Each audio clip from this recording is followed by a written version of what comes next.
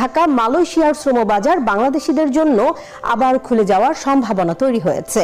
তবে প্রধানমন্ত্রীর সফরেই কি আসছে বড় ঘোষণা, নাকি তৈরি হবে নতুন পথ? কুয়ালালামপুরে তারেক রহমান ও আনোয়ার ইব্রাহিমের বৈঠক ঘিরে এখন নজর দুই দেশের কোটি মানুষের। আসসালামু আলাইকুম সুপ্রিয় দর্শক, কেমন আছেন সবাই? আশা করি সকলেও ভালো আছেন। আপনাদের দোয়ায় আমিও ভালো আছি। তো আবারও চলে আসলাম আপনার মালয়েশিয়া কলিং ভিসার নতুন কিছু আপডেট নিয়ে। তো আপনারা কিন্তু ইতিমধ্যে সব কিছু জানতে পারছেন যে কিছুদিন আগে আমাদের বাংলাদেশের প্রধানমন্ত্রী তারেক রহমান উনি কিন্তু মালয়েশিয়াতে গেছিলেন। ওখানে যে বিভিন্ন ধরনের কথাবার্তা বলে কিন্তু এক ধরনের একটা সমস্যার সমাধান করে তিনি আসছেন। তো কিন্তু আমাদের তথ্যগুলো অনেক কিছু আপনারা জানেন, তো সেই বিষয়ে আজকে আমরা কিছু কথা বলবো। তো অবশ্যই আমাদের চ্যানেলে যারা নতুন আসছেন চ্যানেলটি সাবস্ক্রাইব করে রাখবেন এবং বেল আইকনটি বাজিয়ে রাখবেন। তো সাম্প্রতিক তথ্য অনুযায়ী মালয়েশিয়া কলিং ভিসা নিয়ে বাংলাদেশ ও মালয়েশিয়ার মধ্যে আবারও উচ্চ পর্যায়ে আলোচনা কিন্তু চলছে। গত কয়েক দিনে দুই দেশের সরকার শ্রমবাজার পুনরায় চালুর বিষয়টি গুরুত্বের সঙ্গে আলোচনা করেছে। বাংলাদেশের পক্ষ থেকে মালয়েশিয়ান প্রধানমন্ত্রীকে অনুরোধ জানানো হয়েছে যাতে বাংলাদেশি কর্মীদের জন্য শ্রম বাজার আবার খুলে দেওয়া হয়।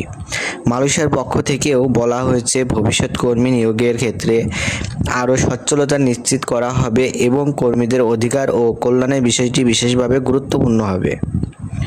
তবে এখন পর্যন্ত বাংলাদেশ সাধারণ কর্মীদের জন্য নতুন করে মালয়েশিয়া কলিং ভিসা পুরোপুরি চালু হয়েছে এমন কোনো সরকারি ঘোষণা প্রকাশিত হয়নি। বিভিন্ন সামাজিক যোগাযোগ মাধ্যম এবং ইউটিউবে ভিসা খুলে গেছে বলে দাবি করা হলেও সেগুলো সরকারি নিশ্চিত তথ্য নয়। তাই কোনো দালাল বা এজেন্সি কথা বিশ্বাস করে আগাম টাকা বা পাসপোর্ট জমা দেওয়ার আগে অবশ্যই সরকারি ঘোষণা যাচাই করা আপনাদের জন্য উচিত। আলোচনায় সবচেয়ে বেশি গুরুত্ব পাচ্ছে নিয়োগ প্রক্রিয়া আরও স্বচ্ছ করা, অতিরিক্ত খরচ কমানো এবং ভুয়া চাকরি অফার বন্ধ করা। অতীতে কয়েক বাংলাদেশি কর্মী মালয়েশিয়ায় গিয়ে প্রতিশ্রুত চাকরি না পাওয়ার বড় ধরনের সমস্যায় পড়েছিলেন। সেই অভিজ্ঞতা থেকে শিক্ষা নিয়ে এবার দুই দেশের নতুন ব্যবস্থাপনা শ্রমিক পাঠানোর বিষয়টি আলোচনা করেছে। এছাড়া মালয়েশিয়ার অবৈধভাবে অবস্থানরত কিছু বাংলাদেশি কর্মীদের বৈধকরণ এবং আটক বাংলাদেশিদের বিষয়ে আলোচনা হয়েছে। এর পাশাপাশি দুই দেশের অর্থনৈতিক সহযোগিতা ও কর্মসংস্থান বাড়ানোর বিষয়ে ইতিবাচক অগ্রগতির কথা জানানো হয়েছে। সুতরাং বর্তমান বাস্তবতা হলেও মালয়েশিয়ার শ্রম বাজার পুনরায় চালুর সম্ভাবনা আগের তুলনায় ইতিবাচক হলেও এখনও নতুন কলিং ভিসা চালুর আনুষ্ঠানিক সরকারি ঘোষণা আসেনি। সরকারি ঘোষণা প্রতিশ্রুতি হলে তখনই মেডিকেল ভিসা প্রসেসিং এবং কর্মী পাঠানোর আনুষ্ঠানিক কার্যক্রম শুরু করা হবে।